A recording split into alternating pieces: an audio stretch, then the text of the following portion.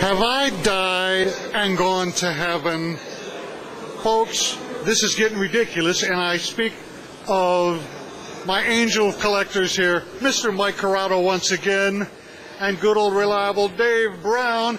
They have had a couple of fantastic years since we talked to them last year, and they're actually going to tell us about their latest acquisitions. We're going to start with Mike Corrado right over here. What do you got, Mike? Well, okay, since you asked, this here, this is the 75th anniversary Ludwig drum. This is William F. Ludwig III's drum. You can see number 3. But here's the cool part about this. William F. Ludwig III, Bill, a couple months ago sold me number 1 and number 2, his grandfather's and his father's. Bunny Carlos owned this. I've checked with Bunny, he's okay with the story. Bunny Carlos owned it. I emailed Bunny a couple of weeks ago. I know he has a couple of these, so I asked him, you know, I would never email you if I didn't already know you had a couple of them. You know I have number 1 and 2. Would you consider trading or selling number 3? And his email back was, its home is with you. So we did the deal. So now I got WFL 1, WFL 2, and WFL 3, 75th anniversary snare drums. What an astounding, amazing collector this guy is. He pulls these deals off all the time. But this is how it is with drum collecting. It's camaraderie, and that's how things... If you're wondering where to find drums, get on the phone, talk to collectors. And that's what even Buddy Carlos said last time. He said, spend some money. Get on the phone, make those deals, because that's what everybody's interested in. They want to know what you got, what do they have. So we're going to do a little more here. Okay. In fact, we're going to bring somebody into the screen that really applies to this drum right here. He can talk about it. This is Bill Ludwig III himself. Let's hear it for him, folks. Bill, how you doing? My name's Jim Messina. Maybe we haven't met, but we were just talking to some of the top collectors about some of these acquisitions this year. Why don't you tell us yourself about this drum? Well, this was the 75th anniversary model that was actually my idea, and we were going to number these, and the first 3, the number 1 and 2, were dedicated to my father, and then number 3 was my drum, which is now owned, all 3 owned by Mike, which is a great thing to have them all together under one roof. But this was an engraved bronze shell, and as I said, a serial number drum with our 3 signatures on it. Now, this drum, Bunny Carlos actually said it belongs with Mike Corrado. Do you think the same thing? I agree. I agree 100%. too. He's one of those guys that just has everything, and he's going to take care of this drum. So it's in a good place. Because he knew I had 1 and 2, and he, you know, when he got this originally, you okayed that he got it because there's a little story behind that. Right. Will you show the head, Mike? Show the head. This is all signed. And so it was just, you know, it worked out that he already has a couple, and I had 1 and 2. He just let me have the whole family. So they ain't going anywhere. They're in the Corrado collection. So you got to be very proud. I mean, it's nice to have friends in the collecting business because, you know, I mean, Bunny did me a good thing. He let me own number 3, so I got them all now. That's fantastic. Yeah. We hope to talk to Bunny a little bit later. He's got an abalone snare over there that I'm sure the collectors are going to want to see. So, hey, this was a real surprise. We didn't expect B3 to step in. Thank you so much, B3, for stepping. I'll tell you, this has been a shock for me. I love this. Thank you, Mike. Sure. We're keeping the family together. Thank you very much. Okay. We're going to talk to Dave Brown and see what he's got this year. All right. Thanks, B3. All right, Dave Brown right over here, the fabulous English collector. He's got some astounding, impeccable sets. He's known for his do-all sets. Last year he reported in with something really cool. What do you got this year, Dave? Hi, everybody. This is the purchase for 2009, one of the purchases. A Slingerland green sparkle tone control, tone flange drum. When I got this drum, again an eBay purchase about 6 or 7 months ago, me and Mike were corresponding with each other, and I sent pictures to Mike, and some idiot had copper-plated all the hardware. Mike said, send me the drum immediately because I can improve that drum 100%, which he then took all the copper plating off, re-lacquered it with gold lacquer, and then clear lacquered over the gold, and hence the drum that you see before you today. And thanks to Mr. Currotto and my good friend, hence, as you see it now. Stunning.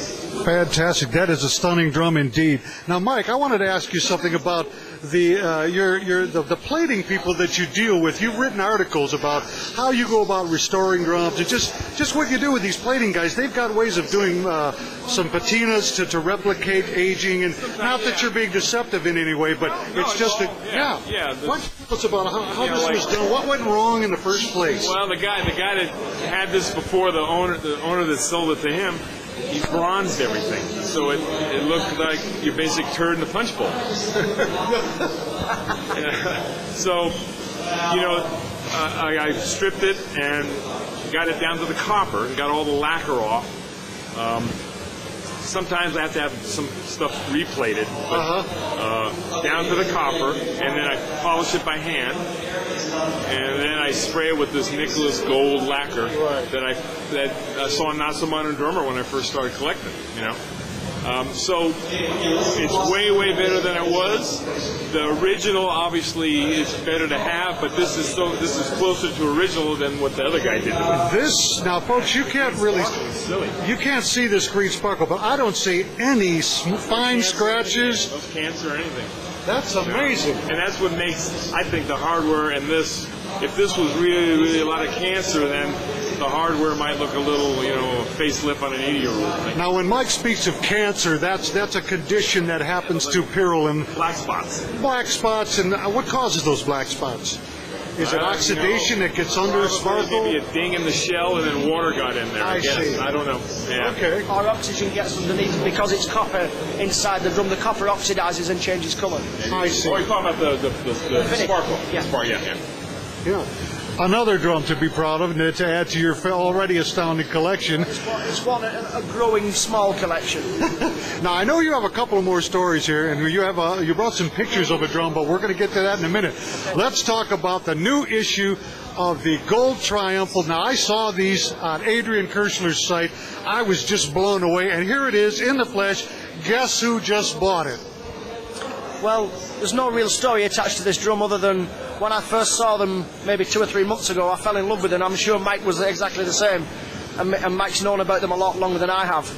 And I thought, I've just got to have one of these drums. Not very many modern drums that I really like, but the craftsmanship and the workmanship involved in making one of these is just outstanding, and I thought it's really worth investing the money and the time to get one of these and include it in my collection. Mike has got one prior to me. He's got number 1912, and this is number 1913. Okay. How many were made so far? Well, there's supposed to be 100, but from what I hear, if the orders don't get filled by August, then they're going to stop.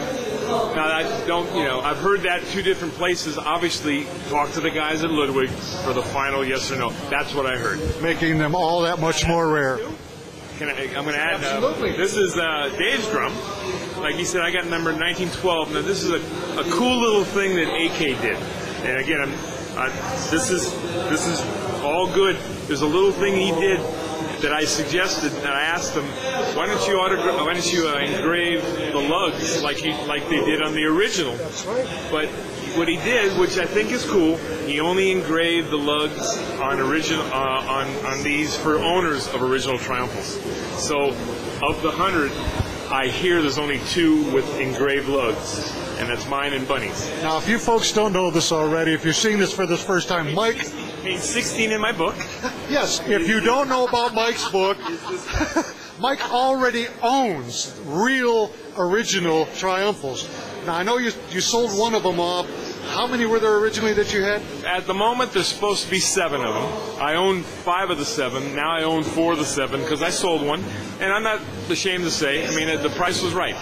Like anything. Substitute with baseball cards. You have a Willie Mays rookie, and it's worth, I'm just saying, $1,000. If some guy calls you and says, I'll give you $5,000, buy. So I sold my Triumphal for $53,000. And those are all engraved lugs, right? On the Triumphal. On the original Triumphal. And then AK was really cool. He engraved the lugs on owners of originals, me and Buddy, and there's one other guy, but I'm not sure if he got his engraved.